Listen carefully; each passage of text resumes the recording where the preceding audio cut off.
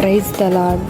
ఈరోజు దేవుని వాగ్దానం హెబ్రీయులకు రాసిన పత్రిక 5వ అధ్యాయము 8వ వచనము. ఆయన కుమారుడై ఉండియు తాను పొందిన శ్రమల వలన విధేయతను నేర్చుకొనెను.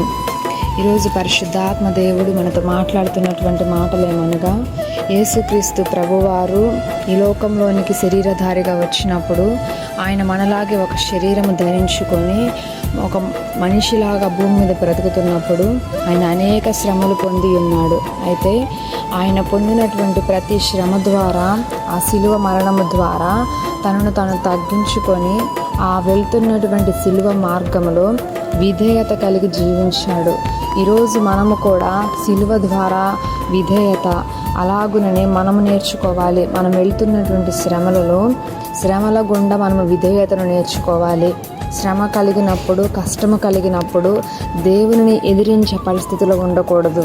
దేవుడు నాకేం చేశాడు, దేవుడు నా ప్రార్థనకు జవాబు ఇవ్వలేదనే స్థితి కాకుండా, శ్రమ కష్టాలు కలిగినప్పుడు ఆ శ్రమలలో నేర్చుకునే అనుభవాలు కలిగి ఉండి ఆ శ్రమ నుండి బయటకు తప్పించగలిగే సామర్థ్యము దేవునికి ఉన్నదని విశ్వసించి ఆయన వైపు చూచినట్లయితే తప్పకుండా నీవు ఆ శ్రమల నుండి తప్పించబడతావు. ఆ శ్రమలలో నుండి విధేయతను నేర్చుకుంటావు.